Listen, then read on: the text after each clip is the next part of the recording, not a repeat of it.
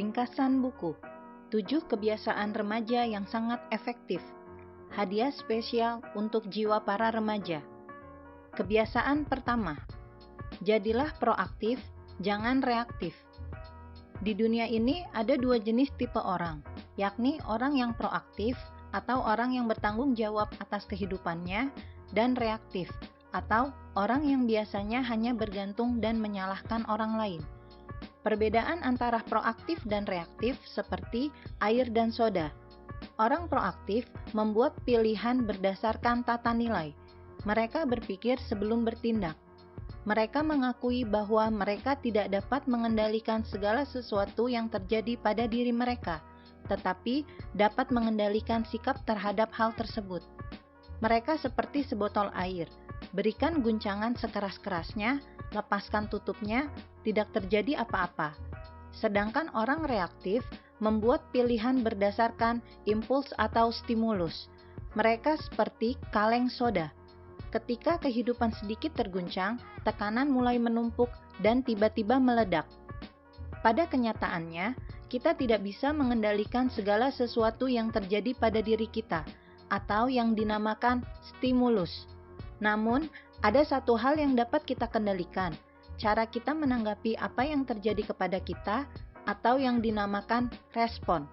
Jika kita bayangkan dua lingkaran, lingkaran dalam yang disebut respon adalah yang dapat kita kendalikan, yakni sikap kita, pilihan kita, dan tanggapan kita terhadap apapun yang terjadi pada diri kita. Sedangkan lingkaran luar yang disebut stimulus adalah hal yang tidak bisa kita kendalikan, seperti cuaca, kesalahan masa lalu, biaya kuliah, komentar kasar dari orang lain, hal yang orang lain pikirkan tentang kita, dan ribuan hal lainnya. Apa gunanya apabila kita menghabiskan waktu dan energi untuk mengeluh hal-hal yang kita tidak bisa kendalikan?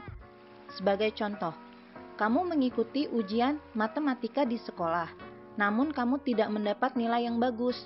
Pilihan reaktif, kamu menyalahkan guru dan metode pembelajaran di sekolah. Sedih berlarut-larut dan menyerah. Sepanjang hari mengeluh pada semua orang tentang hal tersebut. Pilihan proaktif, mempunyai inisiatif untuk belajar lebih keras agar mendapat nilai yang lebih baik. Tidak menyalahkan siapapun dan sadar bahwa itu adalah kesalahan kamu sendiri dan berusaha memperbaikinya.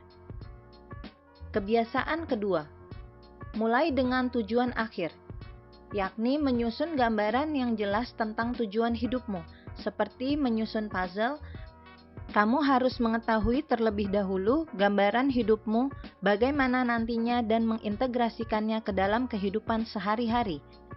Cara terbaik adalah dengan menuliskan pernyataan misi pribadi dan baca pernyataan tersebut setiap hari, selama kurang lebih 30 hari, untuk menumbuhkan kebiasaanmu.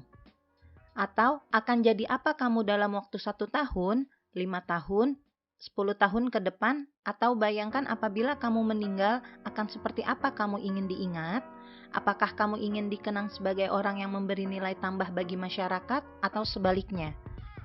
Mengapa sangat penting memikirkan tujuan akhir? Ada dua alasan penting. Pertama adalah bahwa kamu saat ini sedang di persimpangan krusial dalam kehidupan, dan jalur yang kamu pilih sekarang akan menentukan hidupmu untuk selamanya. Sebagai contoh, dalam memilih pertemanan, pernahkah kamu perhatikan betapa kuatnya pengaruh mereka terhadap sikapmu, reputasimu, dan arah kehidupanmu? Bersikaplah arif dalam memilih teman. Kamu harus selektif dalam menentukan siapa orang yang dapat kamu percayai, karena masa depanmu sangat bergantung pada dengan siapa kamu bergaul. Kedua adalah bahwa jika kamu tidak menentukan masa depanmu sendiri, orang lain akan menentukannya untukmu. Apakah kamu mau mengambil tanggung jawab dan menentukan takdir atas hidupmu sendiri, atau keluarga, teman, dan media sosial yang akan menentukan arah kehidupanmu? Kebiasaan ketiga, dahulukan yang utama. Semua ini tentang belajar menyusun prioritas dan mengelola waktu.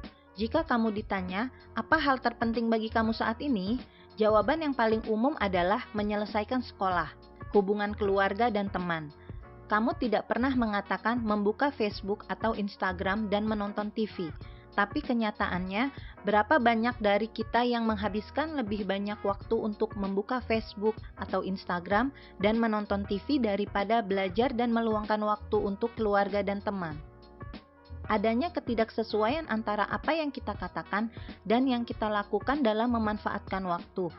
Kamu perlu membiasakan memprioritaskan hal-hal pertama yang menjadikannya penting dan memfokuskan upayamu pada apa yang akan membawa kamu ke tempat yang kamu inginkan dalam hidup.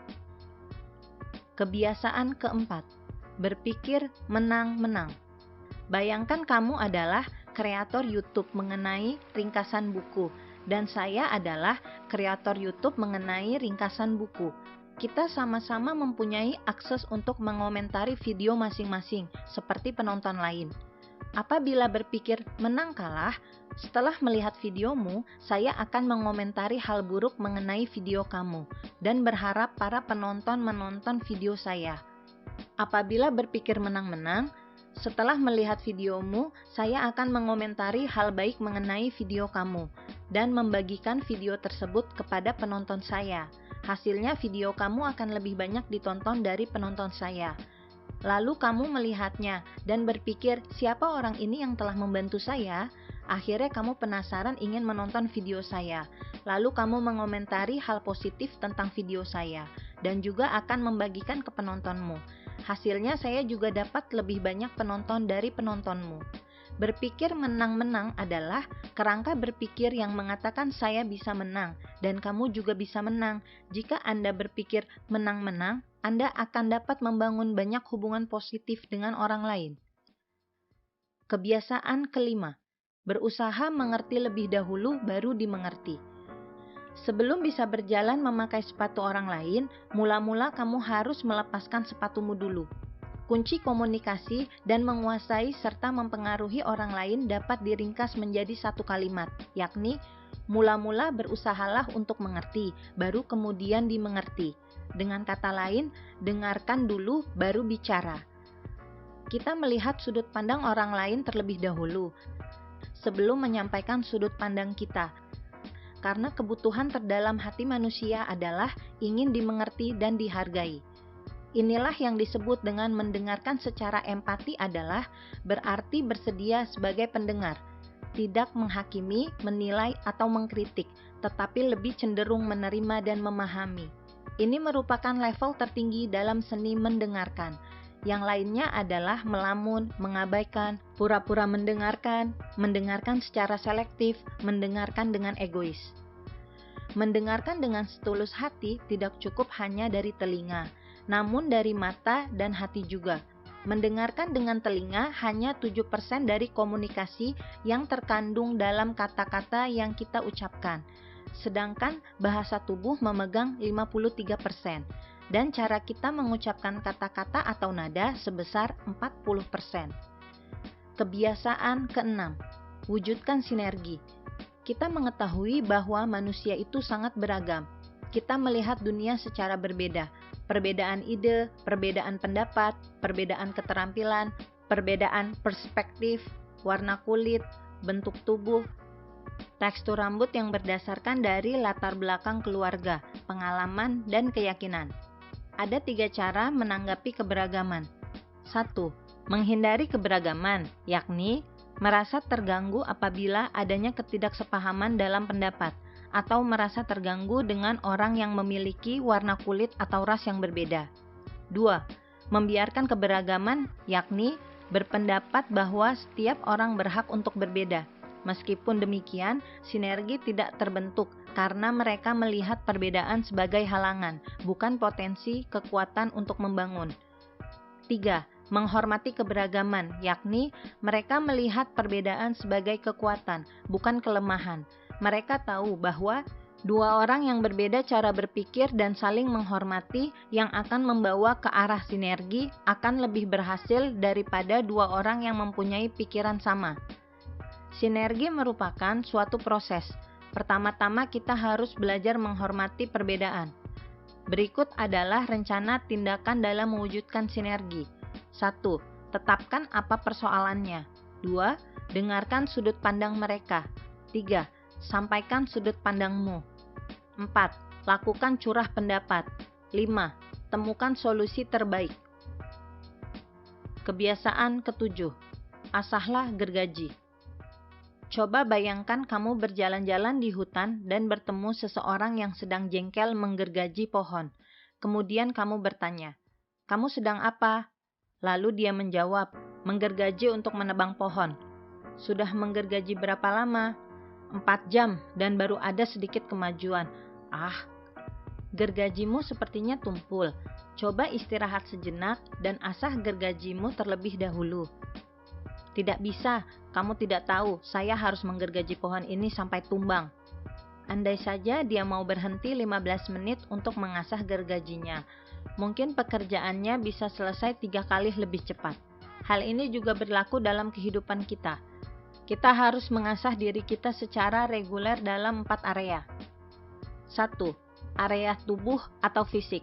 Kamu dapat olahraga secara rutin untuk kesehatan tubuh daripada harus berada di rumah sakit nantinya, karena berbagai macam penyakit fisik yang sebenarnya dapat kamu hindari dengan rajin berolahraga.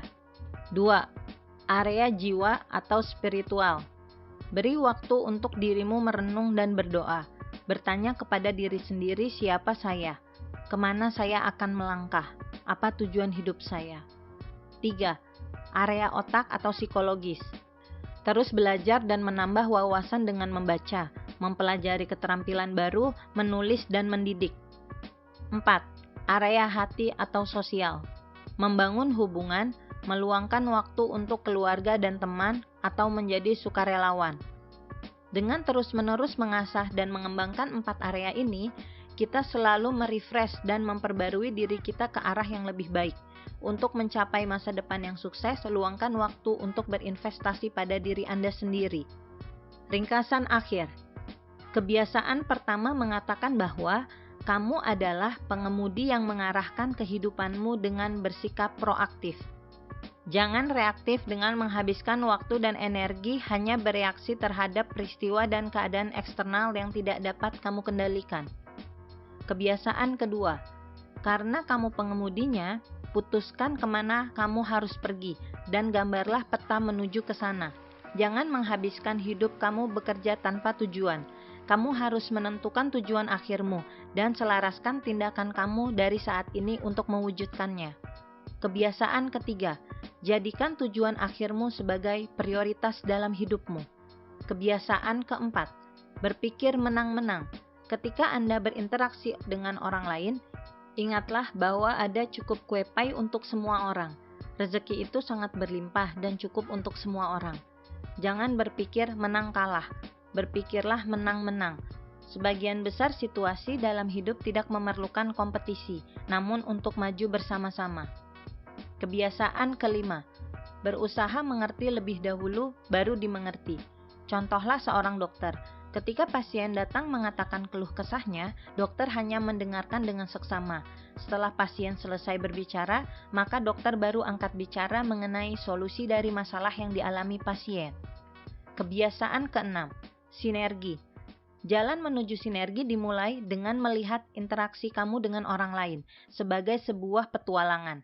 Yakinlah bahwa kontribusi gabungan dari masing-masing pihak dapat mengarah pada sesuatu yang hebat.